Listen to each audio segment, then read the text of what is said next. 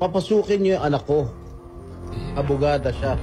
At ang sinabi mo, hindi ko siya papapasukin. Why not, Gerald Torre? That is a decision.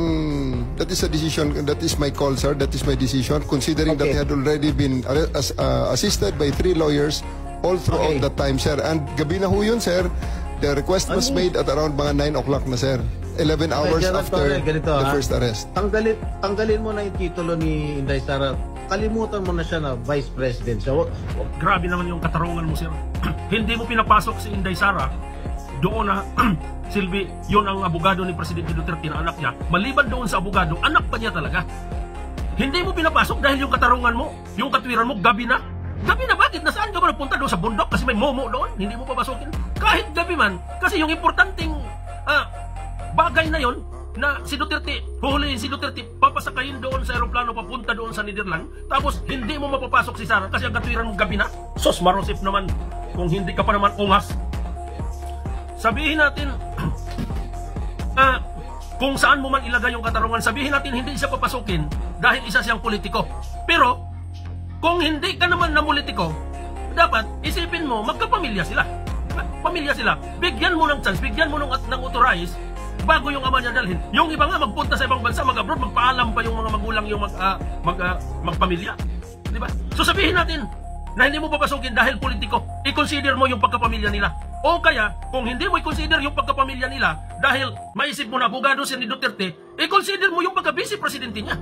Dahil sa siyang mambabata sa Pilipinas, pinili siya ng mga tao. Dapat nire-respeto mo. Diba? Hindi mo pwedeng ikakatwiran, sabihin mo gabi na. Nabuwag ka na siguro. Vice President siya. Pagpalagay natin hindi siya Vice President. She is an immediate member of the family. Nung kami po ay nakakulong, ang immediate members of the family, 24 hours pwede bumisita sa amin, nakakulong kami. Ito hindi pa nakakulong. Anak ito.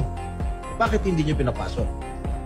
I have told the President that they can visit him at his detention facility because at this time the order of the day is to load him into a plane. So that's what we endeavored to do, and that's what happens, sir. Ano niya bibisitahin yung tatay niya sa Netherlands? Hindi naman dito tinray eh. Hindi naman dito kinasuhan eh. Sa ibang bansa eh. Ang liwanag po ng batas, kung ma-follow up ko lang si Senator Jinggoy, tama po siya. Hindi lang yung immediate family, medical doctor, pare or religious minister, any national non-government organization, ang CHR. Ba't kayo masyadong nagmamadali? We are going... Unang-una, ma'am, ang reglementary period, mamalasin naman kami pag hindi namin ginawa ang trabaho Bakit? namin. Anong reglementary period? Anong period yun? My main processes during the time is that I have implemented a warrant, and it is therefore the person is already arrested by virtue of a legal warrant, and Article 125 comes to play of the revised penal code, which is entitled delivery of persons legally arrested to the proper judicial authority, and I do believe at this point the judicial authority will be the ICC. Therefore, I have to abide with that Article 125 of the So revised inaamin penal mo warrantless arresto? Kasi So ito ngayon ang malaking problema mo, Mr. Sir General Torre.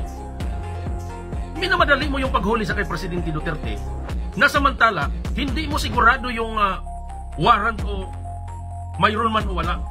Kahit sa tanong nila ni Jaime Marcos dyan at saka ni Jinggoy Estrada, tatanungin ka ng ganyan, bakit hindi mo may deliver ng buong buo na mayroon kayong warrant o wala para iserve ninyo doon sa kay Presidente Duterte? So ang tanong, kung wala namang warrant, bakit ka napaka-agresibo maghuli doon? Lumalabas doon yung interest mo talaga doon sa kay Duterte na huhulihin. So hindi mo nga pinakinggan yung anak niya na bilang kabahagi ng ng Pilipinas, Vice Presidente. Sa pamamagitan ng Vice Presidente, kung hindi tayo sa politiko, bilang kapamilya. Tapos, ngayon, kung tatanungin ka ngayon, hindi mo may sagot-sagot ng maayos doon sa mga nagtatanong sa'yo na para malinaw para sa mga tao. Halos yung mga tao manggalaiti sa labas. Dahil hindi na kontento doon sa desisyon mo. Nagmamadali ka? Para sa ano nagmamadali ka?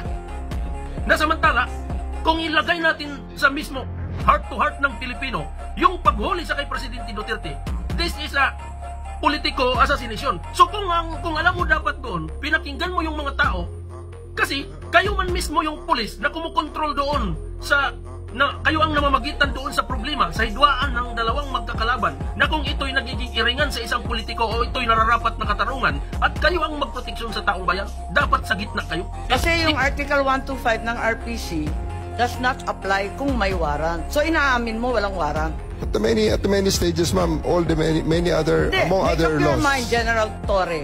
Warrantless arrest ba to o may warrant? Kasi ang liwanag naman ng Article 125 ng Revised Penal I Code. do believe that I have a warrant at this time. I just don't want to be... Di walang reglementary period. Mamili ka. Kapag warrantless arrest, edi may period.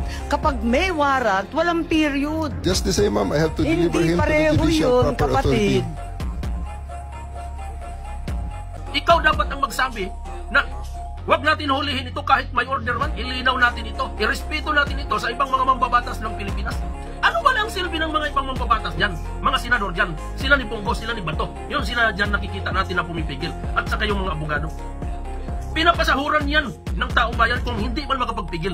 Bakit kailangan madala ka agad doon sa Netherlands yung problema na hindi naman taga Netherlands yung kabahagi natin sa problema, hindi naman yung mga kasama natin sa paghihirap sa Pilipinas na nararamdaman natin yung takot at saka mga problema sa gabi at saka lahat na lang ng gutom.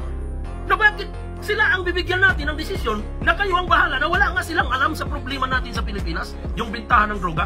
Hindi nga natin makakasundo sa pag-uusap doon dahil mga English yun. Tapos doon pa natin ibibigay yung problema na politiko ito. Kaya yun nga yung sinasabi ko, it's a political assassination. This is not a makabayan na pakikisama, makabayan na reasonable na batas. Kung totoosin, balik tayo sa ano ba lang mga silbi ng mga mambabatas dyan sa Pilipinas? Ano ba lang silbi ng korte natin dyan para husgahan si Duterte na samantala isang tao lang na katulad natin na maganda ang pamumuno o masama, pero isang tao lang yan.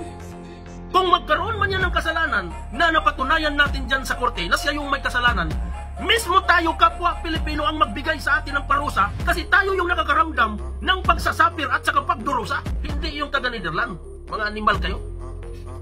Sobrang atat na atat ninyo kung ano ang gagawin doon sa kay Duterte. Samantala hindi ninyo, bingi na bingi kayo sa sigaw ng mga tao na tatay namin yan, tatay namin yan. Lahat ng tao na gusto siyang iligtas dahil naramdaman ng mamayang Pilipino na siya lamang yung taong totoo at kayo naman ang maitim na budi. Nasaan ngayon yung pag-asa ng mamayang Pilipino na kayo ang inaasahan pagdating sa ganyang mga problema, na kayo ang magproteksyon? Hindi kayo para sa mamayang Pilipino. Nagkikisimpatiya kayo sa politiko dahil hindi na kayo nakontento ng sahod ninyo na dinagdag ni Duterte. Hindi na rin kayo nakontento ng sahod kung anong mayroon kayo ngayon dahil ang gusto nyo, diretsohin na kayo pagbayad sa buong desisyon ninyo. Tapos ginagamit ninyo ang mga mababa na mga pulis o orderan ninyo na para sumusuporta sa inyo kahit tumulo yung luha nila dahil ang kapalit nila kung hindi sila susuporta sa iyo na animal ka, maaaring matatanggal sa trabaho.